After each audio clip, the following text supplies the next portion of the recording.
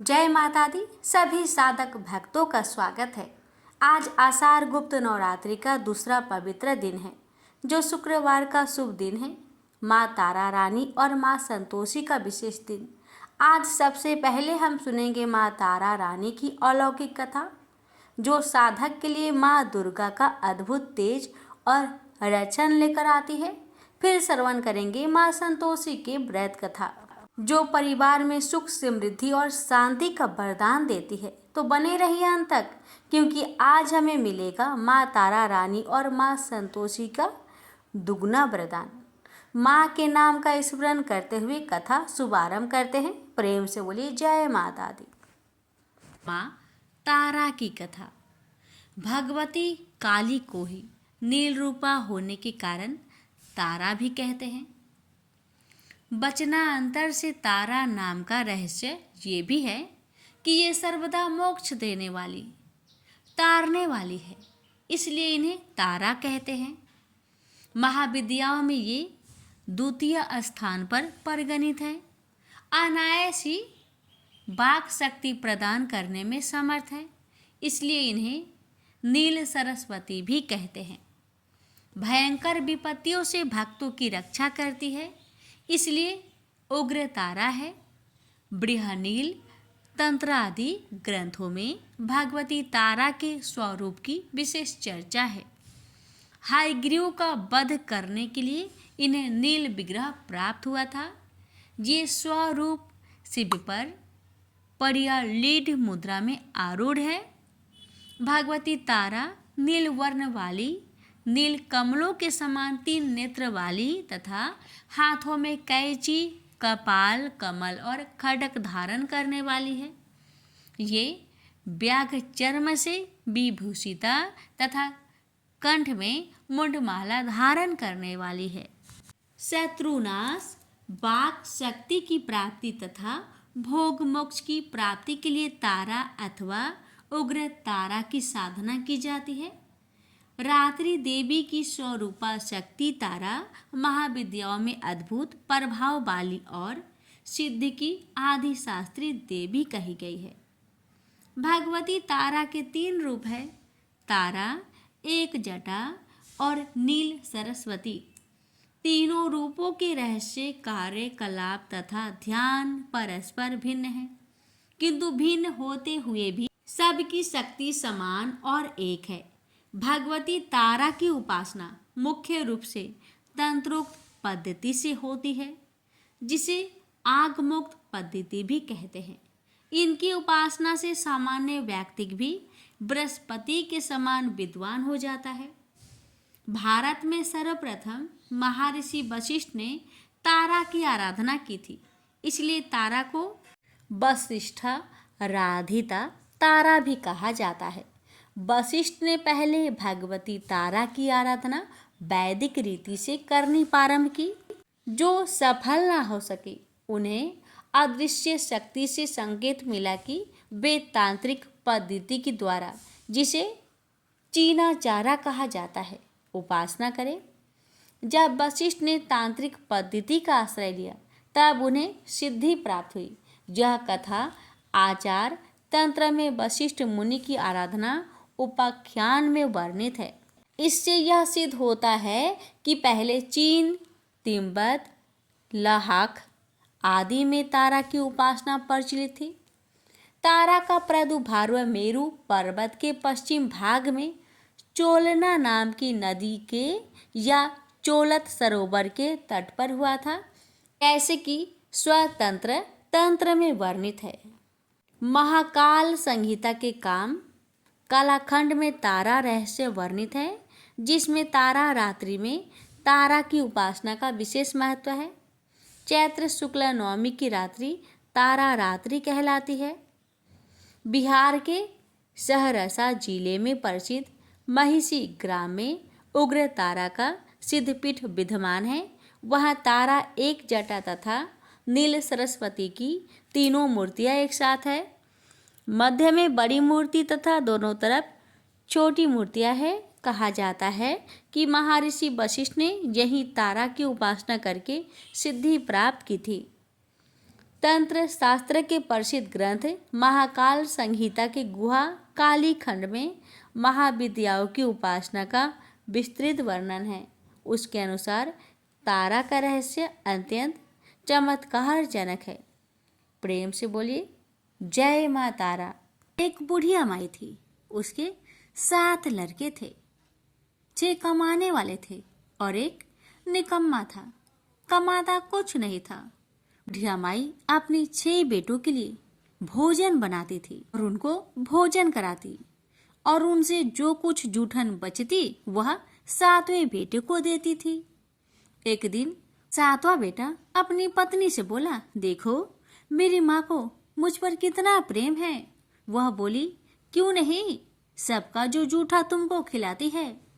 वह बोला, ऐसा नहीं हो सकता, मैं जब तक अपनी आंखों से ना देख लूं मैं मान नहीं सकता कि मेरी माँ मेरे साथ ऐसा कर सकती है। कुछ दिन बाद त्योहार आया। घर में 7 प्रकार के भोजन और चूरमे के लड्डू बने। अब सबसे छोटे लड़के ने यानी कि 7वें लड़के ने अपना सिर दुखने का बहाना बनाया और पतला चादर ओढ़कर रसोई घर में सो गया, ये देखने के लिए कि मेरी माँ मुझे जूठे भोजन देती है या फिर बनाई हुई ताजी भोजन देती है। लड़का झूठ मूठ का सोने के नाटक करके रसोई घर में सोया हुआ है।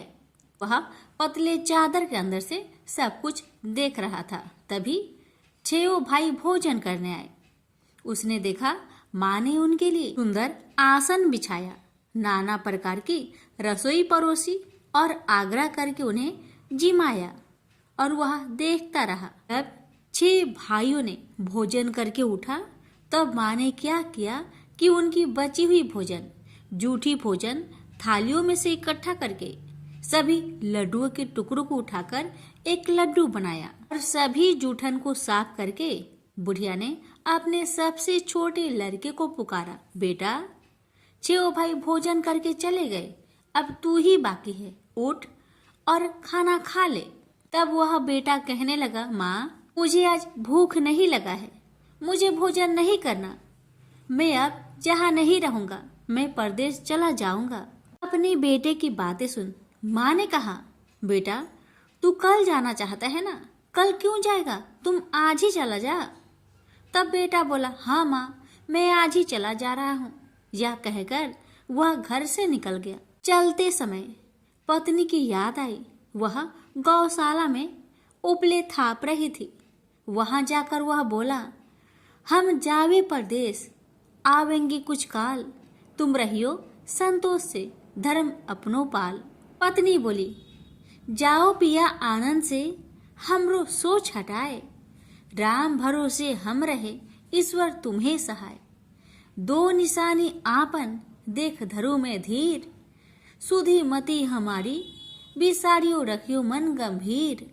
पति बोला, मेरे पास तो कुछ नहीं, यह अंगूठी है, सुले और अपनी कुछ निशानी मुझे भी दे। पत्नी बोली, मेरे पास क्या है, यह गोबर से भरा हाथ। यह कहकर पति की पीठ पर गोबर के हाथ की थाप मार दी। अब पति चल दिया। चलते चलते दूर देश पहुंचा। वहां एक साहूकार की दुकान थी। वहां जाकर कहने लगा, भाई मुझे नौकरी पर रख लो। साहूकार को जरूरत थी तो वह बोला, रह जाओ।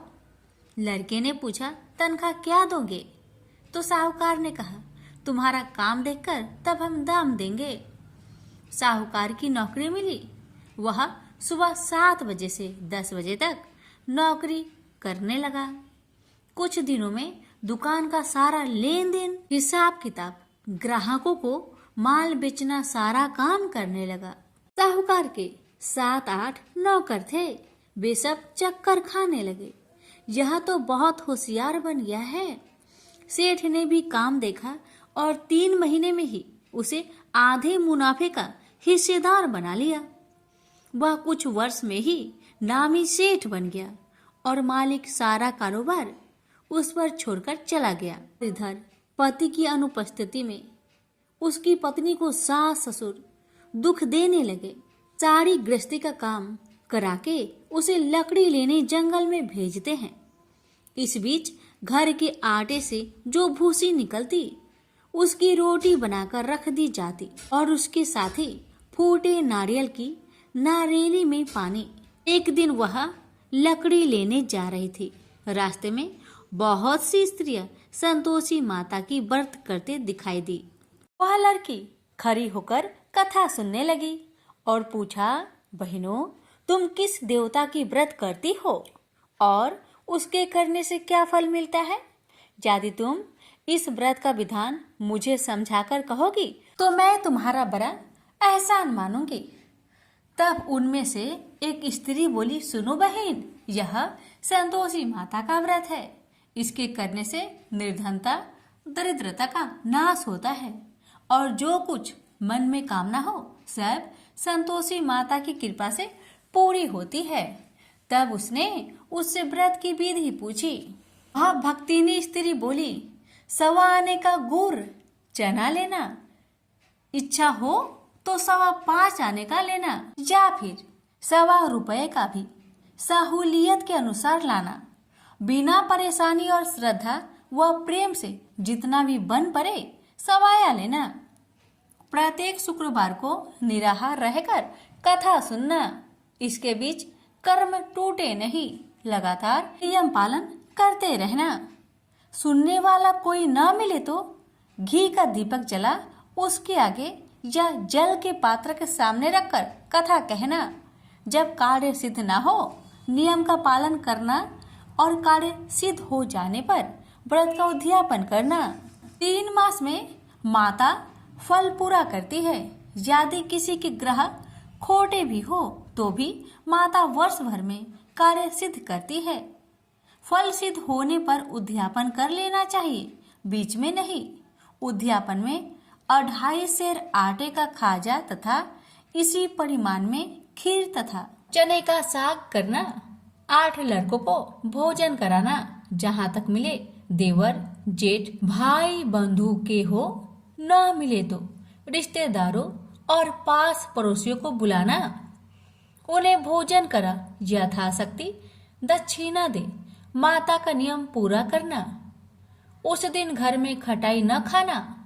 यह सुन बुढ़िया माई के लड़के की बहू चल दी। रास्ते में लकड़ी की बोझ को बेच दिया और उन पैसों से गुड़ चना ले माता की व्रत की तैयारी कर आगे चली और सामने मंदिर देखकर पूछने लगी, यह मंदिर किसका है? सब कहने लगे, संतोषी माता का मंदिर है।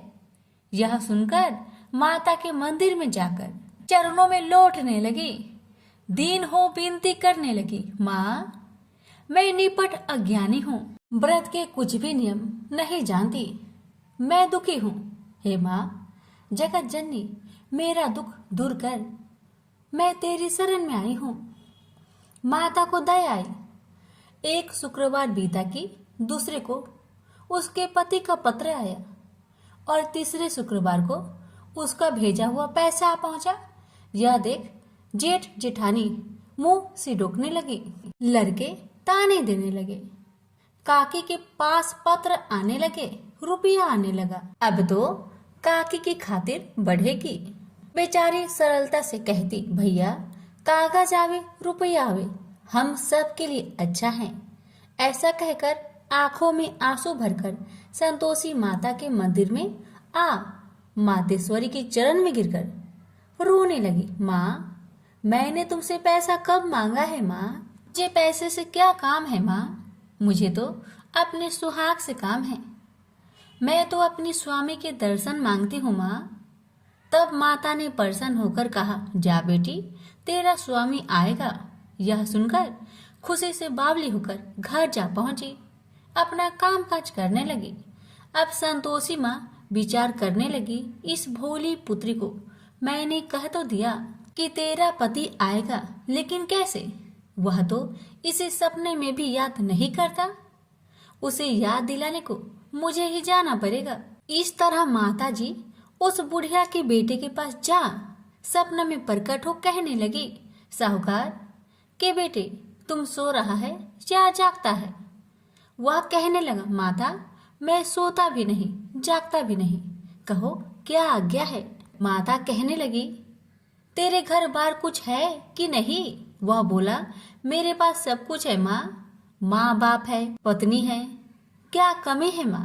माँ बोली, भोले पुत्र, तेरी पत्नी घोर कष्ट उठा रही है, तेरे माँ बाप उसे परेशान कर रहे हैं, वह तेरे लिए तरस रही है, तू उसकी सुधि ले। वह बोला, हाँ माता जी, यह तो मालूम है, परंतु जाऊं तो कैसे? परदेश की बात है, लेन देन का कोई हिसाब नहीं है, कोई जाने का रास्ता भी नहीं आता, कैसे चला जाऊं? माँ कहने लगी, मेरी बात मान, सवेरे नहा धोकर संतोषी माता का नाम ले, घी का दीपक जला, दंडवत कर दुकान पर बैठ, देखते देखते तेरा सारा लेन देन चुक जाएगा, जमा का माल बिक जाएगा, साज होते होते धन का भारी ढेर लग जाएगा। माता की बात मानकर वह नहा धोकर संतोषी माता को दंडवत घी का दीपक जला, थोड़ी देर में देने वाले रुपए लाने लगे, लेने वाले हिसाब लेने लगे, कोठे में भरे सामान की खरीदारी नगद दाम में दे सौदा करने लगे। शाम तक धन का भारी ढेर लग गया। मन में माता का नाम ले चमत्कार देख प्रसन्न होकर घर ले जाने के वास्ते गहना कपड़ा सामान खरीदने लगा। यह काम से निपट तुरंत घर को रवाना हुआ। उधर उसकी पत्नी जंगल में लकड़ी लेने जाती है। लौटते वक्त माता जी के मंदिर में विश्राम करती है। वह तो उसके प्रतिदिन रुकने का जो स्थान ठहरा। धूल उड़ती देख वह माता से पूछती है, हे माता, यह धूल कैसे उड़ रही है? माता कहती है, हे पुत्री, तेरा पति आ रहा है, अब तू ऐसा कर, लकड़ियों के 3 बोझ बना ले, एक नदी के किनारे रख और दूसरा मेरे मंदिर पर, वह तीसरा अपने सिर पर। तेरे पति को लकड़ियों का गट्टर देख मोह पैदा होगा, वह यहाँ रुकेगा, नाश्ता पानी खाकर माँ से मिलने जाएगा, तब तू लकड़ियों का बोझ उठाकर जाना और चौक में गट्टर डालकर जोर से आवाज देकर कहना, लो सासू जी, लकड़ियों का गट्टर लो, भूसी की रोटी दो, नारियल की खोपरे में पानी दो, आज मेहमान कौन आया है? माता जी बहुत अच्छा कहकर वह प्रसन्न मन से लकड़ियों के 3 गट्टर बनाई, एक नदी के किनारे पर और एक माता जी के मंदिर पर रखा। इतने में मुसाफिर आ पहुंचा। सूखी लकड़ी देख उसकी इच्छा उत्पन्न हुई कि हम यहीं पर विश्राम करें और भोजन बनाकर खा पीकर गांव जाए। इसी तरह रुककर भोजन बना, विश्राम करके गांव को गया, सबसे प्रेम से मिला। उसी समय सिर पर लकड़ी का गट्टर लिए वह उतावली सी आती है, लकड़ियों का भारी बोझ आंगन में डालकर जोर से 3 आवाज देती है, लो सासू जी, लकड़ियों का गट्टर लो, भूसी की रोटी दो, आज मेहमान कौन आया है? यह सुनकर उसकी सास बाहर आकर अपने दिए हुए कष्टों को भुलाने हेतु कहती है, बहू ऐसा क्यों कहती है? तेरा मालिक ही तो आया है, आ बैठ, मीठा भात खा, भोजन कर, कपड़े पहन, गहने पहन। उसकी आवाज सुन उसका पति बाहर आता है, अंगूठी देख व्याकुल हो जाता है और माँ से पूछता है, माँ यह कौन है? माँ ने कहा, बेटा यह तेरी पत्नी है, जब से तू गया है तब से सारे गांव में भटकती फिरती है, घर का कामकाज कुछ नहीं करती, 4 पहर आकर खा जाती है। वह बोला, ठीक है माँ, मैंने इसे भी देखा और तुम्हें भी, अब दूसरे घर की ताली दो, मैं उसमें रहूंगा। माँ बोली, ठीक है, जैसी तेरी मर्जी। तब वह दूसरे मकान की 3री मंजिल का कमरा खोल सारा सामान जमाया। एक दिन में ही राजा के महल के जैसा ठाट बाट बन गया। अब क्या था, बहू सुख भोगने लगी। इतने में शुक्रवार आया। उसने पति से कहा, मुझे संतोषी माता का व्रत उद्यापन करना है। पति बोला, खुशी से कर लो। वह उद्यापन की तैयारी करने लगी।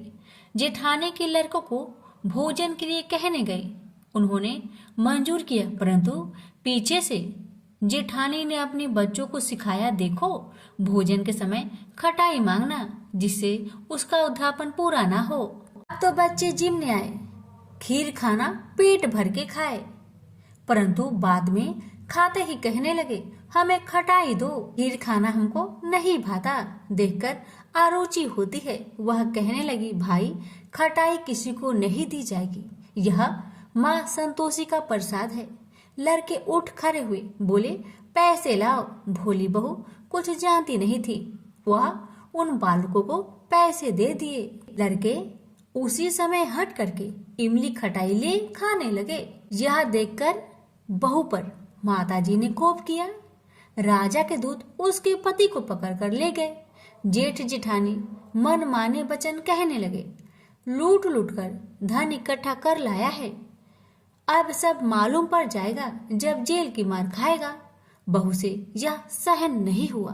रोती हुई बहू माता जी के मंदिर गई। कहने लगी, हे माता, तुमने क्या किया? हंसाकर अब भक्तों को रुलाने लगी। माता बोली, बेटी तूने उद्यापन करके मेरा व्रत भंग किया है। वह कहने लगी, माता मैंने कुछ अपराध किया है क्या? मैंने तो भूल से लड़कों को पैसे दे दिए थे, मुझे क्षमा करो, मैं फिर तुम्हारा उद्यापन करूंगी। माँ बोली, अब भूल मत करना। माँ कहती है, अब भूल नहीं होगी, अब बतलाओ वो कैसे आएंगे? माँ बोली, जा पुत्री, तेरा पति तुझे रास्ते में आता मिलेगा। वह निकली, राह में पति आता मिला। वही पूछी, कहाँ गए थे? वह कहने लगा, इतना धन जो जमाया है उसका टैक्स राजा ने मांगा था, वह भरने गया था। वह प्रसन्न हो बोली, भला हुआ, अब घर को चलो। कुछ दिन बाद फिर शुक्रवार आया। फिर वह बोली, मुझे माता का उद्यापन करना है। पति ने कहा, करो। पत्नी फिर जेठ के लड़कों को भोजन को कहने गई। ठानी ने एक दो बातें सुनाई। सब लड़कों को सिखाने लगी, तुम सब लोग पहले ही खटाई मांगना। लड़के भोजन से पहले कहने लगे, हमें खीर नहीं खाना, हमारा जी बिगड़ता है, कुछ खटाई खाने को दो। वह बोली, खटाई किसी को नहीं मिलेगा, आना हो तो आओ। वह ब्राह्मण के लड़के को लाकर भोजन कराने लगी। यथाशक्ति दक्षिणा की जगह एक एक फल उन्हें दिया। संतोषी माता प्रसन्न हुई। माता की कृपा होते ही 9वें मास में उसके चंद्रमा के समान सुंदर पुत्र प्राप्त हुआ। पुत्र को पाकर प्रतिदिन माता जी के मंदिर में जाने लगी। माँ ने सोचा, यह रोज आती है, आज क्यों न आए, इसके घर चलो। यह विचार कर माता ने भयानक रूप बनाया। गुड़ चने से सना मुख, ऊपर सूर्य के समान होठ, उस पर मक्खियां भीन भीन कर रही थी। दहली पर पैर रखते ही उसकी सास चिल्लाई, देखो रे देखो, कोई चुड़ैल डाकिन चली आ रही है, लड़कों इसे भगाओ नहीं तो किसी को खा जाएगी। लड़के भागने लगे, चिल्लाकर खिड़की बंद करने लगे। बहू रोशनदान में देख रही थी। प्रसन्नता से पगली बन चिल्लाने लगी, आज मेरी माँ मेरे घर आई है, आज मेरी माता मेरे घर आई है। वह बच्चों को दूध पीने से हटाती थी। इतने में सास का क्रोध फट पड़ा। वह बोली, क्यों उतावली हुई है? बच्चे को पटक दिया। इतने में माँ के प्रताप से लड़के ही लड़के नजर आने लगे। वह बोली, माँ जिसका मैं व्रत करती हूँ, यह वही संतोषी माता है। सबने माता जी के चरण पकड़ लिए और विनती कर कहने लगे, हे माता, हम मूर्ख हैं, अज्ञानी हैं, तुम्हारे व्रत की विधि हम नहीं जानते, व्रत भंग कर हमने बड़ा अपराध किया है। जग माता, आप हमारा अपराध क्षमा करो। इस प्रकार माता प्रसन्न हुई। बहू को प्रसन्न हो जैसा फल दिया, वैसा माता सबको दे। जो पढ़े उसका मनोरथ पूर्ण हो, जो सुने उसका भी मनोरथ पूर्ण हो। प्रेम से बोलिए संतोषी माता की जय।